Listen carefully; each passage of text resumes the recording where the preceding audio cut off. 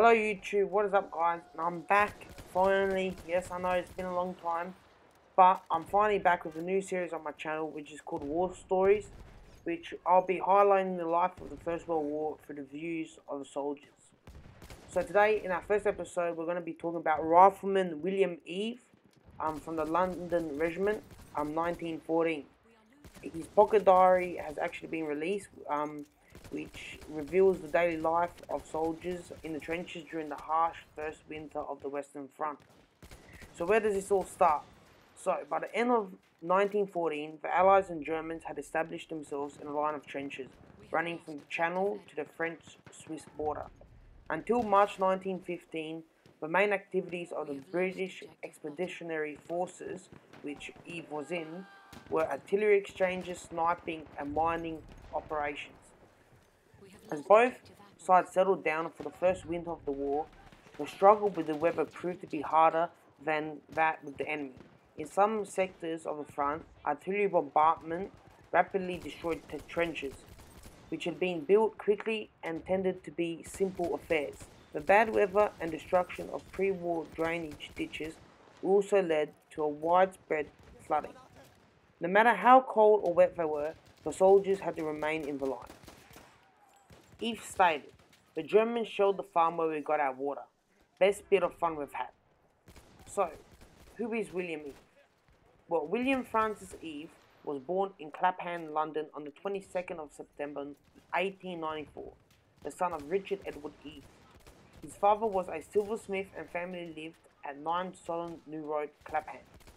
By 1911, William had moved in with his uncle, Henry James, and his wife, Blanche. Around this time, he had also joined the Territorial Force, enlisting with the Queen's Westminster Rifles. Following the outbreak of the war, Eve was called up on 26th of August 1914 and joined his unit at his headquarters at 58 Buckingham Gate. Like most territorial soldiers, he immediately volunteered for foreign service. After forming up with Hemel Hempstead, his battalion eventually landed at Le Havre on the 2nd of November. The Queen's Westminster Rifles were amongst the very first territorials to enter the line as reinforcements for the hard-pressed British Expeditionary Force. On recovering from trench foot, Eve was promoted to Lance Corporal and eventually commissioned in September 1915 as a second lieutenant in the 26th Battalion. Unfortunately, he developed epilepsy and was invalided from the army in July 1916.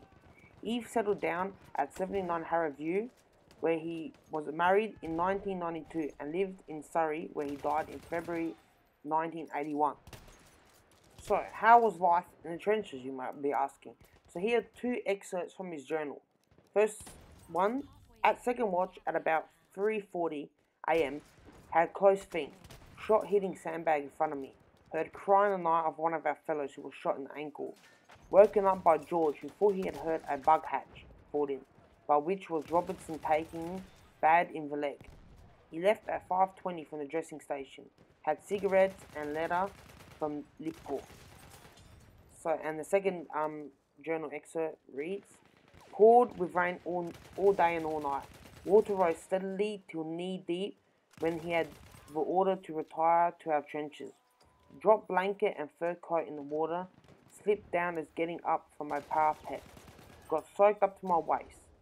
Went sandbag filling and then sewer guard for 2 hours. Had no dugout sleep in, so had to chop and change about. Roach shot while getting water, and Tibbs shot while going in to his aid. Laid in open all day, was brought in the evening, unconscious but still alive. Passed away soon after.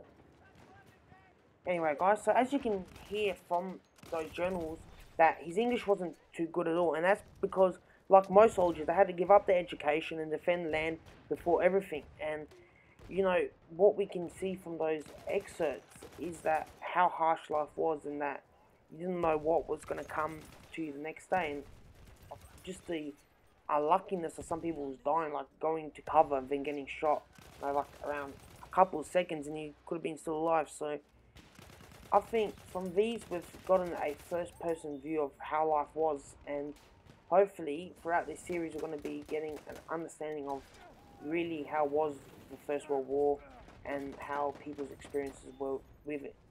So anyway guys, I hope you enjoyed this video, and if you did, please like, subscribe and share. It will help me out a lot.